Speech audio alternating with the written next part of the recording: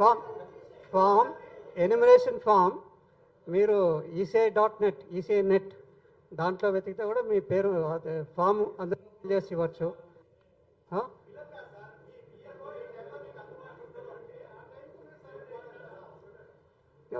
Okay okay ఇప్పుడు ఇప్పుడు ఇప్పుడు ఇవన్నీ కొన్ని నేను ఇంకో విషయం చెప్పదలుచుకున్నా.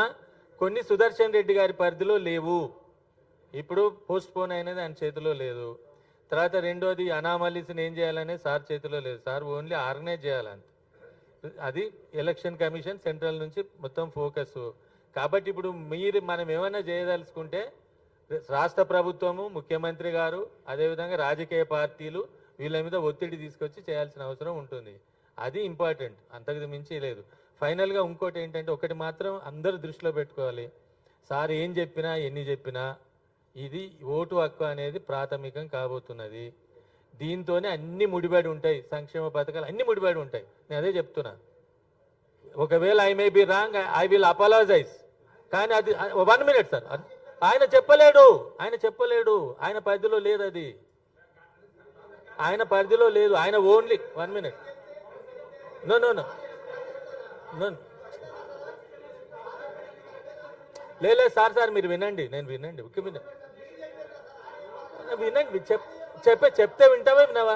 నేను ఒక నిమిషం వినండి, నా అభిప్రాయం చెప్పొద్దా? నేను వినండి బాబు, ఎందుకు నీకు ఆవేశం? ఏమండి? నా వ్యక్తిగత అభిప్రాయం చెప్తాను. అందుకే ఓటు హక్కును జాగ్రత్తగా చూసుకోమని చెప్పడానికి చెప్తున్నాను, అంతకుమించి లేదు. రెండో విషయం సార్ మీరు చెప్పండి సార్.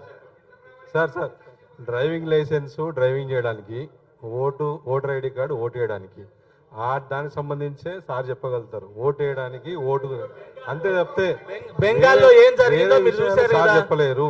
బెంగాల్లో ఏం జరిగిందో చూశారు కదా, వేరే విషయాలు సార్ చెప్పలేరు. బెంగాల్లో ఏం జరిగిందో చూశారు కదా సార్. రమేష్ గారు దీన్ని కంక్లూడ్ చేస్తారు. ఒక్క నిమిషం సార్. యాక్చువల్లీ ఈ facts on SIR election commission వాళ్ళు చేసిన దాంట్లో మీరు అడిగిన ప్రశ్నలు అన్నీ ఉన్నాయి. కాకపోతే వాళ్ళు అందరికీ సరిగ్గా రీచ్ చేయలేకపోవడం వల్ల మళ్ళీ ఈ ప్రశ్నలే మళ్ళీ తిరుగుతున్నాయి. సార్ ఒక రిక్వెస్ట్, అంటే ఇవే ఇంగ్లీష్లో ఉన్నాయి కదా, దీన్నే కొంచెం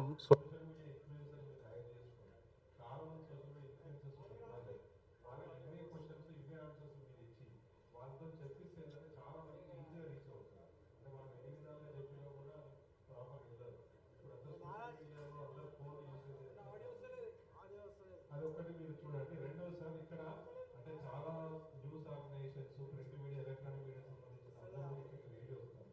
ఇక్కడ ఒక హెల్ప్ డెస్క్ ఒకటి పెట్టి, సో అన్ని విధాలుగా ఇక్కడ సౌలభ్యం ఉంటుంది సార్. చాలా డౌట్ కూడా డైరెక్ట్గా మీరు అందుబాటులో చేసుకొని ఇక్కడ వచ్చి అక్కడికి మా వాళ్ళు క్లారిఫై చేస్తున్నారు.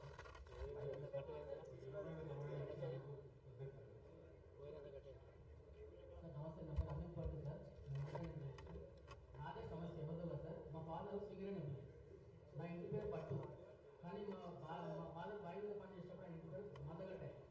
ఇప్పుడు ఆయనకు 2002లో మందగట్ట అయ్యారు. కానీ ఇప్పుడు నా అసలు ఇంటి పేరు పట్టే.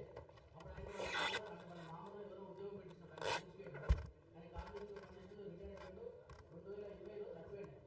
ఆయన పాపం చేస్తే పెడతా, ఓకే ఏదో రకంగా ఆయన ఉద్యోగం పెడతా. కానీ నాకు ఉంటుందా పోతుందా? మా ఫాదర్ పేరు మందగట్ట ఆయన అసలు ఇంటి పేరు పట్టే.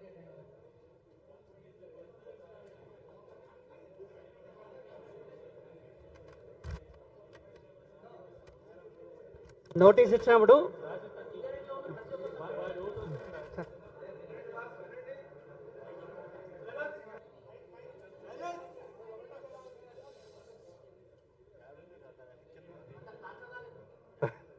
సరే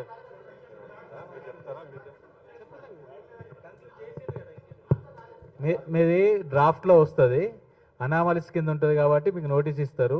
మీ ఆ పేరు ఈ పేరు సేమ్ అనేది మీరు ప్రూవ్ చేసుకోవాల్సి వస్తుంది, డాక్యుమెంట్ సబ్మిట్ చేయాల్సి వస్తుంది. బట్ మీ ఫాదర్ పేరు ఏదైతే ఉందో బోత్ ఆర్ సేమ్ అనేది మీరే ప్రూవ్ చేసుకోవాలి. రెండు వేరు ఉంది కాబట్టి ఆయన ఉండాల్సిన అవసరం లేదు కదా. ఆయన పెన్షన్ పేమెంట్ ఆర్డర్ అవన్నీ ఉంటాయి కదా మీ దగ్గర, అవి ప్రొడ్యూస్ చేస్తే సరిపోతుంది. సార్ ఒక గ్రూప్ ఫోటో సార్, మా కమిటీ సభ్యులందరూ వేదిక మీదకి రావాల్సిందిగా ఒక గ్రూప్ ఫోటో.